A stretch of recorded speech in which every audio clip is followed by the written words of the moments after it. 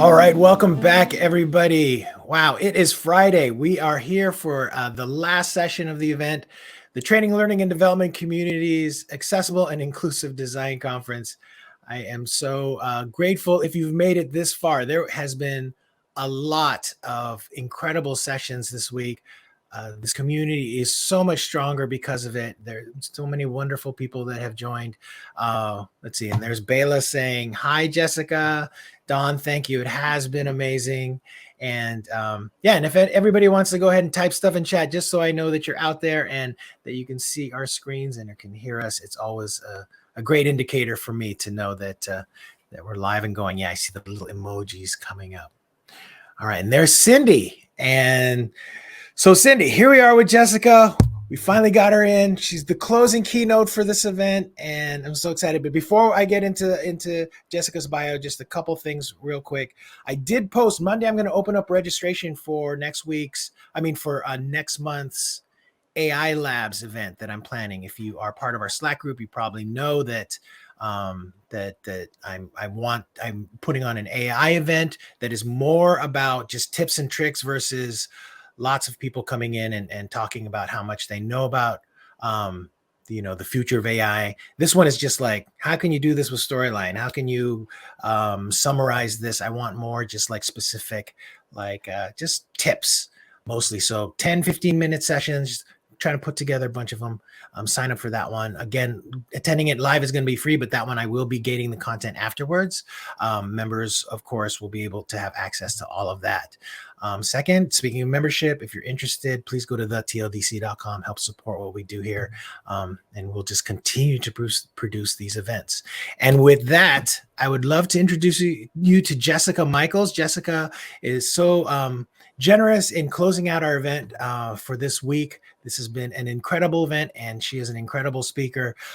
She is an award-winning speaker, former stand-up comic, and a management training expert. Despite her success, every victory she had for years was inexplicably followed by a bigger failure. In her 30s, she discovered she was autistic and ADHD. After working to find her own path as a neurodivergent professional, Jessica began using her experience to educate, advocate, and advise on neurodiversity in business. I so admire that. With humor and directness, she shows her audiences how every employee benefits from a neuro-inclusive environment. She also works with neurodivergent professionals or those with non-traditional leadership characteristics to enable them to thrive in leadership positions. Definitely following you on LinkedIn. Loved your website. And thank you so much, Jessica, for closing this out for us. I'm going to go ahead and hide myself from the screen and let you take it away. Awesome. Thank you so much. Yes, I'm thrilled to be here. What an exciting event this is. And of course, this is all subjects after my own heart. And I know personally some of the speakers that have come before me. And so I will do my best to live up to their example, certainly. So my name again is Jessica Michaels. And yes, I was diagnosed as autistic and ADHD in my late 30s. And one of the things that people ask me is, how did you know that you should go get a diagnosis?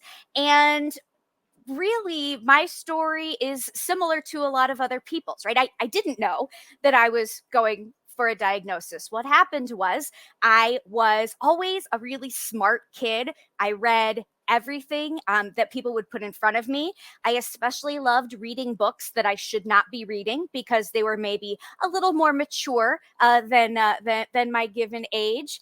And nobody ever saw a problem with me because I was smart, I was verbal, and they didn't see any of the things that I was struggling with, because the idea was, I think, if you were smart, you were going to be fine. And we really didn't need to do anything else. So any social struggles I had or not being able to make friends or anything like that didn't really matter. But then as I became an adult, it turns out those social skills, those are really important. Like, people really care about those things. And so I would find myself in these situations at work where whatever the task was, whatever the job was, that I would be great at, right? Whatever the list was for the top employee, I wanted to be on that list, whatever I needed to do. But what was challenging was that when I tried to interact with my coworkers, they would find me rude or condescending, which I certainly didn't mean to be. But I sort of looked at it like, well, I don't necessarily need friends at work. I'm here to do a job, so I'm sure it's fine because I didn't know how to fix it. Sometimes I would think I was doing really well, but then all of a sudden, the group that I would go out to lunch with started to go out to lunch without me. And I wouldn't know that I had done something wrong or said something wrong until they all walked past my desk without making eye contact with me. And I knew that, okay, I've been kicked out of this group, and that happened, but that was my life. That was my norm. So I didn't know that there was an alternative to that. But again, I was working and there would come to a point where it would be time for me to be promoted. And I would get promoted, I would get a management role, and that's really when the wheels would come off. It would seem like when you talk to me and you talk to my team, it almost felt like we were working at two different companies because of the experience I was having with the team and the experience the team was having with me was just so vastly different. And so that pattern continued. First it was, well, I got my first management job when I was 20, and who should manage when they're 20? Like that shouldn't be allowed. That should frankly be illegal. Then it became, okay, well, it's 5 years later and it happened again. Okay. Maybe 5 years later it happened again. And then I thought, well, maybe I just shouldn't manage anymore. Maybe I'm just not cut out for it. And in that time, I really threw myself into learning about management theory, leadership development, any type of communication book I could buy, any course I could take. I think I single-handedly propped up the self-help book industry in the 90s, just myself. And I had sort of settled in this idea that, some people aren't meant to be managers. Maybe I can teach but not do. And then I got the chance to manage a team. I had built a sales training function at an organization, and I really needed a team. I couldn't be more than one place at a time. And it's a good thing, too, that I never figured it out, because they never would have been able to pay me what I would have deserved had I figured out how to give 2 sessions live on 2 coasts simultaneously. I needed to hire a team. And I thought, well, you know what? It's been 10 years. Surely I figured it out by now. I've read every book. I mean, I know all there is to know. And I got my team, and I really was conscientious about doing everything differently.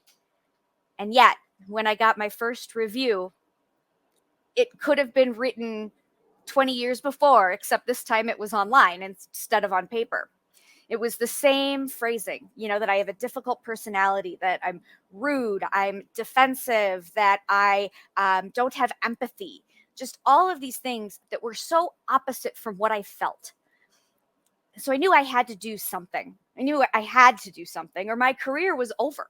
And I wanted to do big things. I wanted to be, I knew that I had more to say and more to give, and that I truly could help people, but I didn't know how. So I did, I figured, okay, it is me at this point. Really, unless it's the worst conspiracy ever, my employers across 20 years getting together and saying bad things about me, it must be me. So that's when I decided to go to a psychologist. I didn't know what I was looking for. I didn't know what I would be diagnosed with.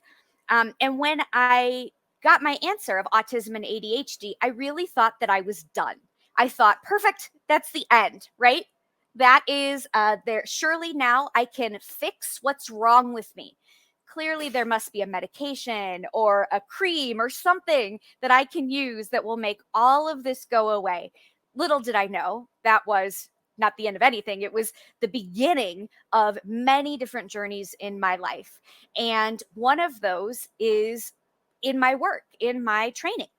I'll start to share my slides here so that I can figure out if you can't see them while I am while I'm still going. And so on the screen, you should be able to see some of my favorite quotes from leaders that have come to us in the training organization. But we are faced with these challenges every day, right? Things like business is slow, sales are down. What we need most for all of our sales reps is to go to a training that'll solve everything. Or I don't know why everyone isn't doing it right. We had a webinar. We even sent out slides. Of course, that's our favorite thing to hear in L&D. And then, just from an anonymous e-learning designer who will forever remain nameless, but always respected in my heart, we have to make it interactive. Just put in a quiz with an obvious answer, and so they prove they're paying attention. Okay? And these sentiments from these stakeholders who would come to us for training were very common. And my team would just, do what needed to be done. But what we never considered in any of this is, well, what if there are learners out there who don't learn this way? What if this way that we're putting things together and the way that we're reactive to what our stakeholders are bringing us isn't the best thing for the business or for the people?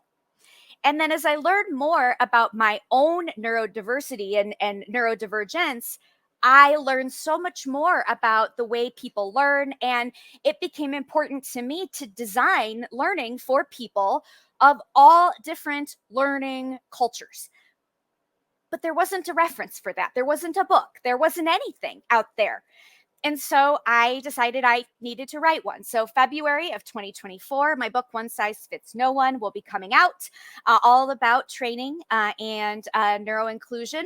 And a lot of what is going to be there is also going to be shared with you here. So we're going to talk a little bit about neurodiversity, what it is, talk about what it is in the workplace, how we can be neuro-inclusive with our actions, and then, of course, focus on corporate learning. So just so that everybody's on the same page, I know I'm not the only one that has mentioned neurodiversity, but I've got to be a good L&D professional, right? And make sure we're activating prior knowledge here. Absolutely. Thank you, my ATD training. So neurodiversity, when we talk about it, that's an umbrella term. It's not a medical term, but it's a term that encompasses several medical conditions, right? And the terminology isn't great. A lot of us don't like to be thought of as having medical conditions, but sometimes we have imperfect words to describe a perfect situation, right? So things like autism, ADHD, dyspraxia, Tourette's, these are things that would be considered under the umbrella of neurodivergence, right? And what these conditions have in common is that these are all things that affect how the body processes and deals with information.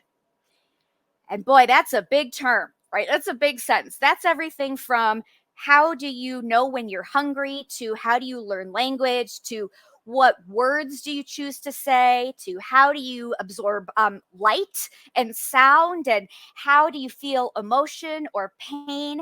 How do you make your body get up and do something? How do you learn? I mean, if you think of your body at any time, how much information is happening that you're taking in and putting out, and then how much information you're reading from inside your own body and trying to interpret. And so neurodivergent conditions typically affect the way your brain and body deals with information. And the way I like to explain this is like PCs or Macs, right? So we know that computers all operate about the same way. Like if you wanted to edit a video, you could do that on any type of computer. If you wanted to go on the internet, if you wanted to type a letter. I was reminded of the site askjeeves.com, if anybody other than me is old enough to remember that. So if you wanted to go on Ask Jeeves, you could do that on any type of computer, right? So they do the same tasks, but how they do it looks different. Why? Because they have different operating systems, right? You've got the shell of the computer, the output is kind of the same, but what's inside of it, what makes it go, is different operating systems. You have about 80% of the world, right, that are your PC people, okay? Those are your what we would call neurotypical, right? Those are the people whose brains, whose operating systems are very similar, right? And so they're kind of what you would expect if you didn't know that anything different existed, right? Those are your PC people. And then your max, those are your neurodivergent people. Those are the 20% of people whose brains work differently. And so, yes, they may be able to put out a video and go to the internet, go to print out some MapQuest directions for another throwback for you. But the way they do it, the way they get there looks different than for the PCs. And so, if you think of neurodiversity as the umbrella of all the computers in the world, the neurotypical people, those are the PCs, and the neurodivergent people, those are the Macs. And the differences are how we deal with all the information inside and how we make things go, how that operating system works. So, I'm glad I've made some other people feel old with me. I've had a lot of that this week. So, one of the things that is unique about neurodivergent people is what we call a spiky profile. Now, I have done so much research to try to find out who originated the spiky profile. And I cannot figure out who to credit because it's just this term that is just commonly known in neurodiversity research. So if anybody knows who did this, please let me know because I want to credit them properly. But a spiky profile means that if you look on the left here, we have average IQ. And on the bottom, we have certain skills, verbal skills, working memory, visual skills, processing speed. And you'll see in the middle, the darker gray line, that line is where we would expect most people to operate. Meaning, if you're neurotypical, your strengths and your weaknesses are probably pretty close together in terms of how well and how poorly you might do certain things. So your verbal skills may not be quite as good as your math skills, but they're pretty close. Corporations depend on this, right? They may hire you to be a customer service person, but they are going to accept the fact that they're going to count on the fact that if you are a customer service person, that you know how to answer emails, that you know how to talk on the phone, that you know how maybe to characterize different client interactions, that you know how to learn about different products, that you can remember these products when you're talking to people. And they also depend on this because those entry-level jobs, that's their pool for the future. They know that when they bring you in, you are going to maybe be the customer service rep, but then maybe you can be a customer service manager. And then maybe you can be an employee relations manager and you can move throughout the company because once they bring you in and train you, right, your knowledge and how you do these things are about the same across the board. And then we have neurodivergent people, okay? If you think of the nutty professor, I had a client once who his wife told me, I need to lay out his clothes every day for work because if I didn't, he would wear the same thing every day. And this client was an astrophysicist. So he was an astrophysicist who needed his wife to set out his clothes. And that, if you're neurodivergent, people go, yeah, that makes a lot of sense. Why? Because we're familiar with this spiky profile in which neurodivergent people can have amazing skills and talents, like off the charts, sometimes skills and talents, but they are paired with really kind of areas that we just really struggle in that would surprise people. They'd say, how can this person be an astrophysicist, but wouldn't know not to wear the same clothes every day? You know, how could you be such a good speaker and be so good in front of people, but not be able to figure out in a conversation when it's your turn to talk, right? And so when neurodivergents are going into the workforce, remember, it's built for people who are about the same strengths and weaknesses, kind of, you know, not so far apart. But when we get into the workforce, people don't know what to do with us. They want to take advantage of these amazing skills people have, but what they don't want to do is try to accommodate or support these areas of challenge or struggle that we have. And that's what's hard, is people not understanding that you need to take both levels, or not understanding how to support people who are at various ends of the spectrum. Now, really, my goal is to get to a place in the corporate world where when we think of neuro-inclusion or neurodiversity, we don't think of, oh, what are the conditions these people come with? We think of what are the strengths we can bring into our organization. Because things like making connections, being hyper aware, having great engineering skills, excellent pattern recognition, being able to troubleshoot and design and work by themselves, like these are amazing, amazing things that anybody would want in their business. And so, what do we need to do to be able to bring all of these top skills in? We need to be neuro-inclusive. What does neuro-inclusion mean? Neuro-inclusion means creating an environment where all employees are supported and accommodated in order to produce their best work. Now, this isn't how do we support autistic employees or how do we support dyslexic employees? It's how do we support all employees to be able to do their best work? I want you to think about it like this, right? If I need to be done every day by 4 p.m. because my brain melts and I can't talk anymore after 4, I've done all of the peopling I can do for the day, and now I need to take a nap. That's me. That's why I need to be done at 4. But if my coworker needs to be done at 4 because she has to pick up her kids or because he has to go coach Little League baseball, does it matter why the 3 of us need to be done at 4? No. We just know that we all need the flexibility to be able to make our schedule work for us, and 4 o'clock is the reason. So it doesn't really matter why someone needs something in order to be able to work better. We should be in the practice of accommodating them and giving them things in order to make that happen.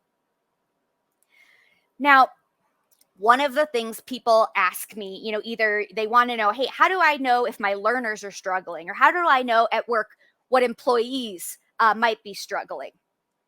I'm going to tell you the story of a couple of different, we're going to look at a couple of use cases, and I want you to pick. I want you to tell me which one of these 3 employees is struggling, right? We have employee A. Employee A needs to have the expectations spelled out. They make careless mistakes. They're just constantly sick. When they have clear direction, they actually do very good work, but they're very easily distracted. And they interrupt people. They overshare. They do meet their deadlines reliably, and they always have a point of view. They always have something to share. Right? That's employee A. Employee B, they, man, oh man, anytime there's a change, they greet it with, well, but why? Or, but what about this, right? They can't just take anything on its face. They have to ask questions. They're very pessimistic, even fatalistic. Anytime something comes up, they're always looking on the side of the problem, right? They are very focused on just keeping things the same. They've got a bad attitude. They are toxic, really. They're only staying with the company, or we're only keeping them here because they're tenured, and they're a high revenue producer because they have really long-standing relationships. Okay. And now we have employee C. They're a passionate, hard worker who gets results. They are a catalyst. They're a firecracker. They're the one you put on a project when you need to get things going. They're a top performer. They're a team player. They always pitch in to help. They know so much about the company and the industry. They really are a leader. Okay? So all of these employees, and what is interesting is at various times, all of these employees are me at the same job, doing the same thing. And what is different about me being the passionate hard worker, or me being the pessimistic, fatalistic, toxic worker, or the person who makes careless mistakes and need expectations spelled out, but really makes my deadlines? Well, a lot of it has to do with how well I am supported in the workplace. It also has to do with how the people around me interpret the same set of behaviors and actions. Taking the weight of the team on my shoulders can also be seen as micromanaging. Feels responsible for predicting problems can also be looked at as always pointing out the negative that could happen. Being afraid something could go wrong that they should have prevented. Well, there's that not wanting to change because they want to keep doing what works. Using past experience to predict potential issues is really kind of the same thing, right? Using that institutional knowledge to say, oh, well, we did this in the past and this didn't work. So this is why we shouldn't do it now. Can be seen as providing context by referencing past situations. All of these things are the same. Okay. And so when your learners are in a classroom or when they're taking an e-learning and they are just trying to get to the end of the thing without doing any of the quizzes, or if they're in the classroom and they're doodling and looking all around and not paying attention, we have a tendency as learning experts to say they aren't engaging with the material correctly, or we didn't make the material engaging enough, or they aren't listening, or they aren't learning. And none of those things may be true. Some things that neurodivergent people can be challenged with at work, because it would be wrong to say that they weren't challenged, right? We can be very sensitive. There can be differences in thinking and processing speed. There can be challenges with colleagues, can be very literal, and we can be exhausted and we can be burned out because it's really hard to be in a world that isn't built for us, but pretend the whole time like we're normal so that we can continue to fit in. Okay. Is your workplace neurodiverse? Well, this is a trick question, right? Because we know neurodiversity refers to everybody. So if you have more than one person in a company, then yes, you're neurodiverse because you have different brains that work differently. But also, when you have a neurodivergent population, we know 20 to 30% of the world population is neurodivergent, depending upon the study you look at. But why is it so hard to find people? Well, you can't tell by looking who is neurodivergent. And don't ask anybody, and don't try to diagnose them either. Please do not go around saying, well, Jessica told me that an autistic person looks like this. Don't do that. Just don't do that. Because again, it doesn't matter, right? Because everyone has preferences. And you can't change the way people's brains are wired anyway. So if we just approach things from a neuro-inclusive perspective, then we're going to catch everybody. Right? And HR is still there to handle the things that need to be done from an accommodation standpoint, from a legal standpoint. But just in our own space, we can do so much to be inclusive. Now, I'm seeing a lot of people who are giving props about some of the masking challenges, and we'll talk about that in a minute. If you are not following Callum on, he's on Instagram and I believe Twitter as well. He's a great follow. So what he says is autistic masking is so much more than simply choosing the right words, body language, clothes, and options. It's quickly processing huge amounts of complex data to deduce what those things are, monitoring how they change, and repeatedly and seamlessly adapting to them. Oh my goodness, that sounds like a lot, right? But what he's right about is neurodivergent people often don't have the innate sense of what is right or wrong or socially acceptable because we don't have the same set of constraints in our minds that other people do. So we internalize, right? And we intellectualize these things. So while people know how to go to a birthday party and have fun, we have to think about, what do you wear to a birthday party? How do you tell somebody you'll go? How do you know if you're invited or not? If they just talked about it around you, can you go? Do you bring a present? How much do you spend on a present? How do you wrap a present when you show up? Like, what do you do? Can you eat cake? There's cake. Like, there's just all of these things that people don't know how to do that other people take for granted. And so we do something called masking, right? Which is really just faking being normal for other people. And it doesn't do us any good, but it's so that we fit in, right? And so when you think of your learners, do you want your learners really faking their engagement for you as a designer? I don't think so. And so what do we do, right? Well, first we have to go back to, how do we know learners are engaged? I know as a facilitator, I have a very healthy ego. And I like being in a room, at the front of the room, with people, their eyes are on me, they're smiling, they're raising their hands, they're leaning in. I know that they're going to give me like all 10s on that, the smile sheet we give them on the way out the door about what a great facilitator I was. I love that. But really, what do I know about those learners? I know they're looking at me and they're smiling and their hands are up. Does that mean they learned anything? No, it doesn't. And so we really, as learning professionals, need to start from the very beginning of, what are we there to do? Are we there to have perfect attendance? Are we there to get those 10s on those smile sheets?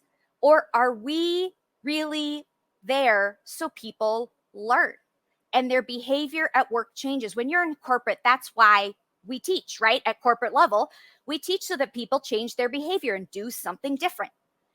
So these are some quotes I pulled when I was interviewing for my book. I would love to speak up or ask for special accommodations, but I'm afraid to be outed to my manager who wouldn't understand. It would hurt me. Neurodiversity can be a really lonely life. I still catch myself thinking, maybe this is what it's like for everyone else, and I just can't cope. I know that isn't true, but that is always in my mind. And then finally, I get so many cool emails about training or classes I can take, but my thought is always, is this going to be accessible? It's sad how many times I ask an accessibility question and no one has an answer. Okay. And these were all people who answered questions specifically about learning in a corporate environment.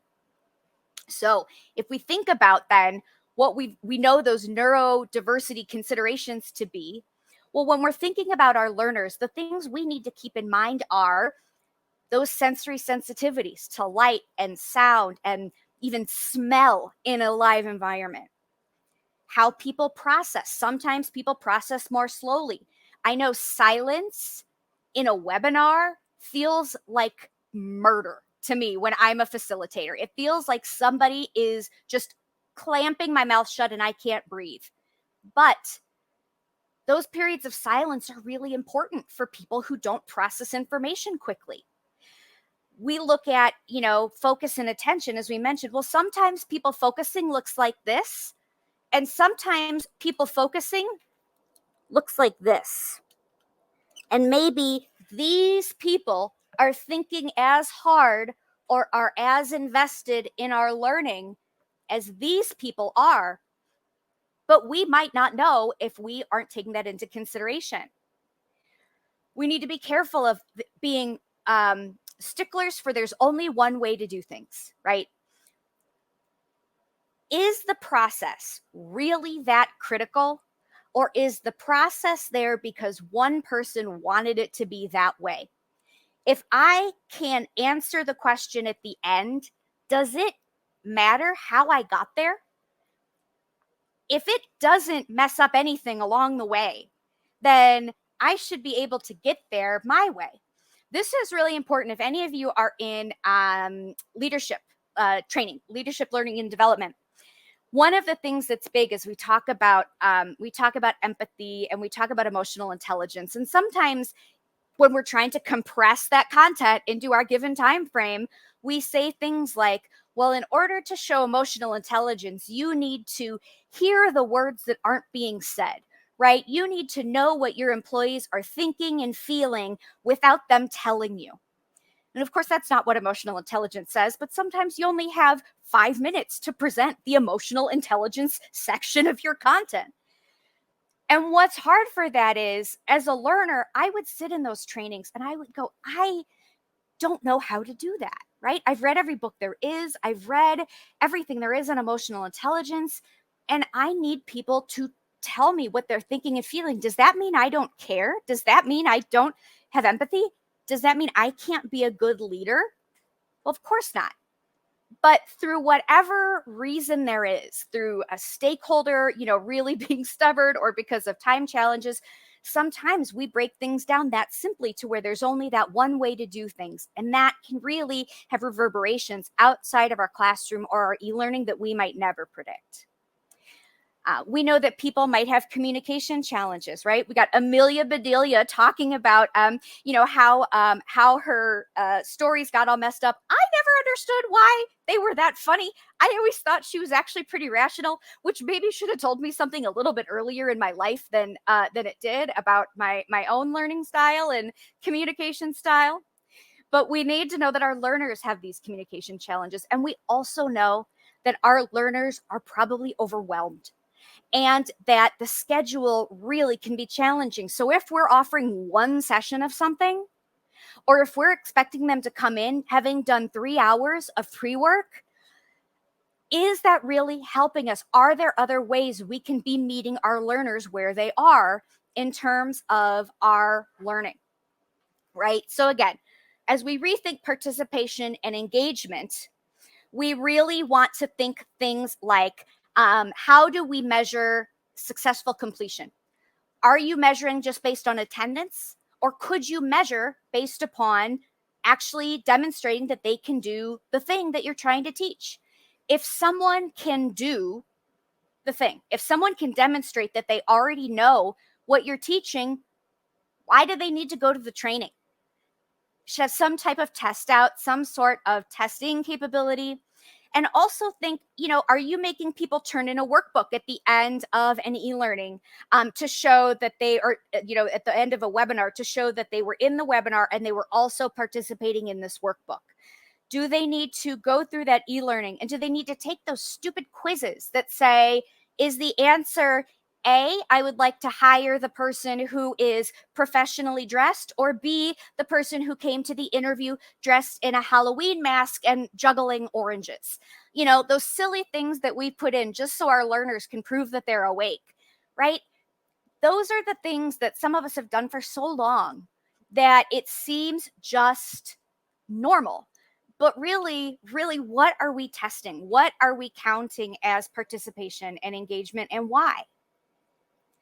We also really need to think about that sensory experience when we're designing. And this can be, this can be a VILT, this can be an e-learning, this could even be a live session in a classroom.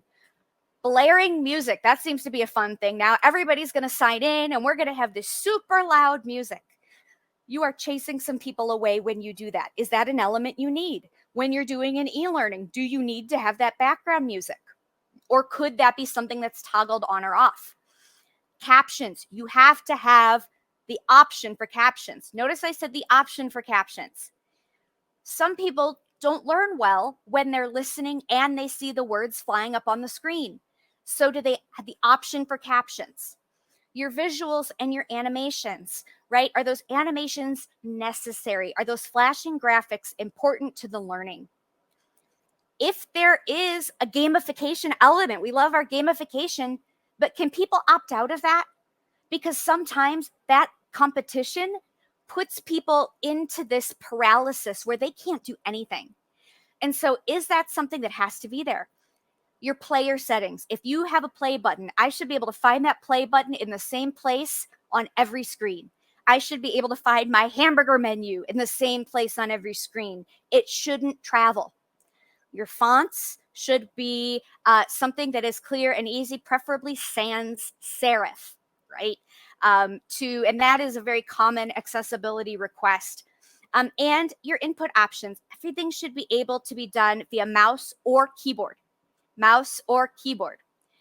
And a lot of these things I go through really fast. And that's because I know other people have talked about accessibility.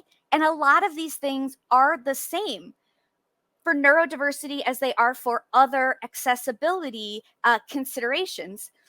But without understanding of neurodiversity, you might not know why they're so critical.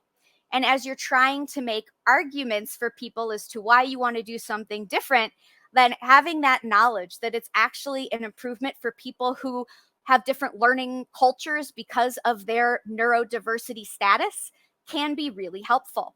Okay.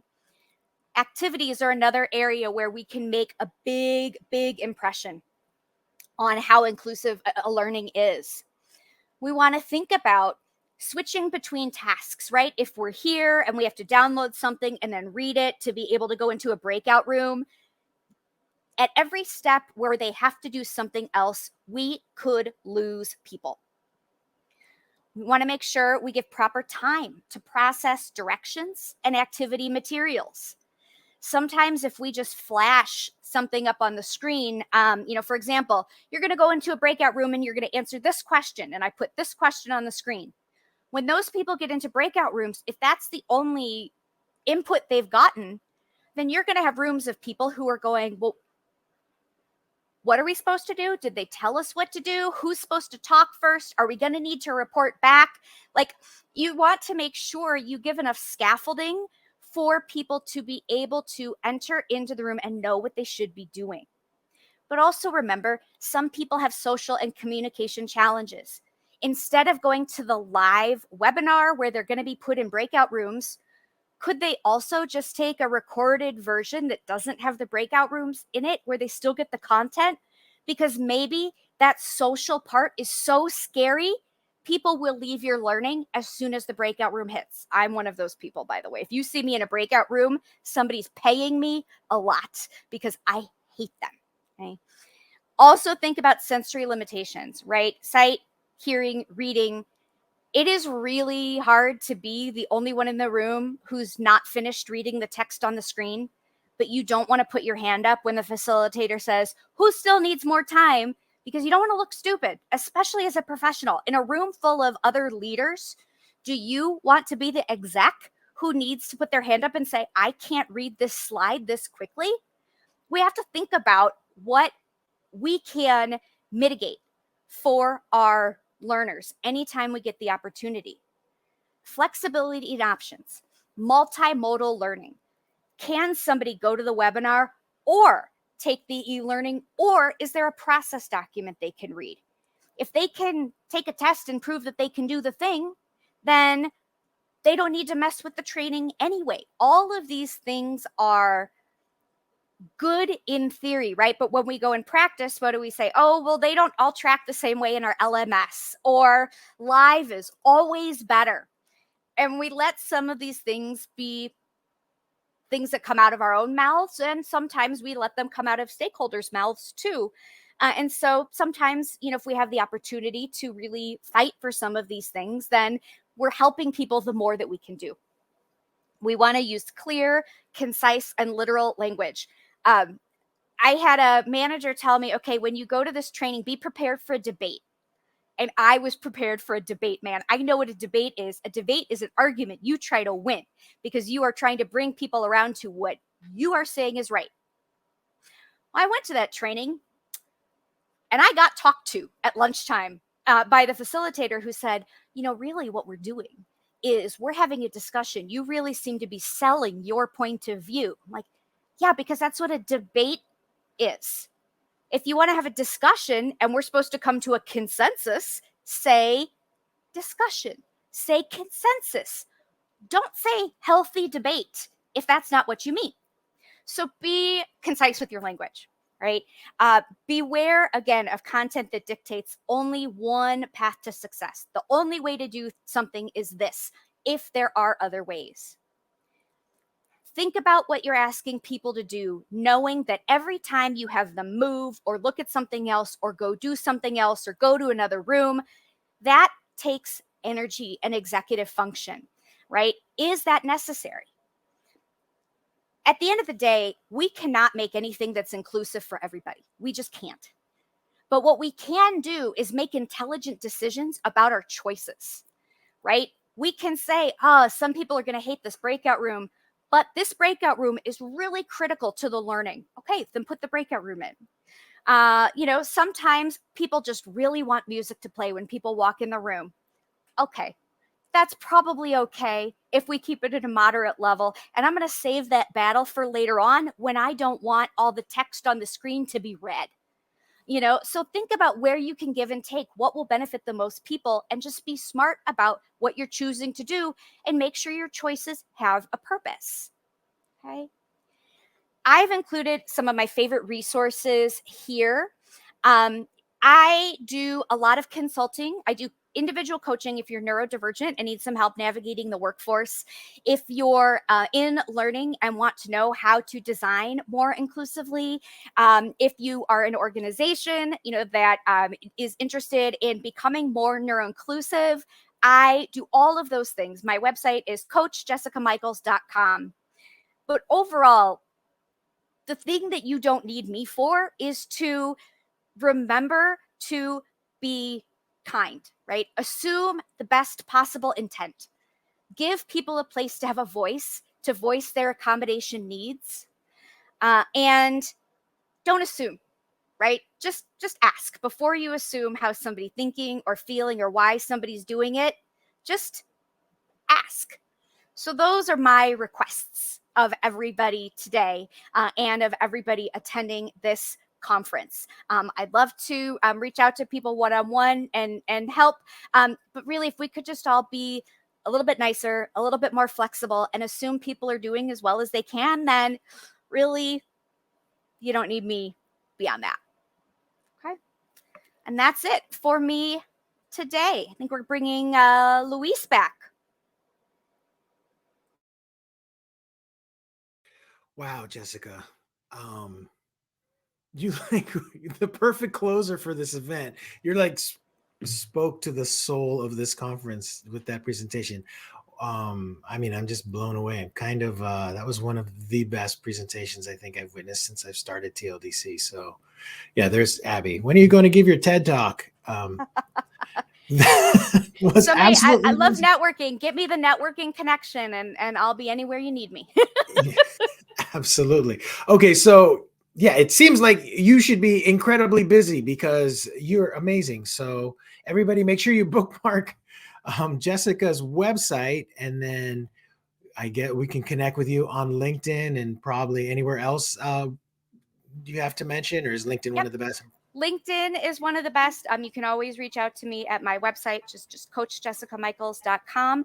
And absolutely, I speak all around. So I'm happy to be wherever I am needed. Right. I am actually, my brain is just like still processing. There was just so much. And I was watching chat too. Chat was absolutely amazing. There were so many people that were identifying with exactly what you said. And that is a huge indicator of how powerful your message is. So yes, Gabrielle, still processing this. So I'm at a loss for words because I'm still like, I was just sitting here like gazing at the screen nonstop. I So put my Jessica, LinkedIn in the chat there, and then so people can reach out to me. And then thank you so much, and thank you so much for putting this conference. I'll hand it back over to close out this wonderful, wonderful event. Thank you, Jessica. All right, everybody, closing the session, closing the event. Really glad you all participated here. I especially want to thank the AIDC program team for helping with building this one, especially Cindy and Alan and everyone else that helped suggest topics and speakers to add to this event. It really made it special. We had, I think last I looked, we had 934 registrations total. I know that still will actually increase as I leave registration open. Last year, we wrapped up with about 815 overall. So the event has grown, and I'm really glad that all of you were a part of it. Please take this information, share it with others, let everyone know. There were just throughout the week, we had just some amazing, amazing sessions that deserve to be heard. So thanks again, everybody. Again, if you go to thetldc.com, you can find more free resources, more videos to watch. And if you can, join as a member. We'd love to have your support. With that, I'm going to go ahead and close it out. Have a great weekend, everybody. I'm in an 80s cover band. I'm playing a show tonight in Petaluma. So who knows? Maybe we'll see some of you there. All right. Bye-bye, everybody.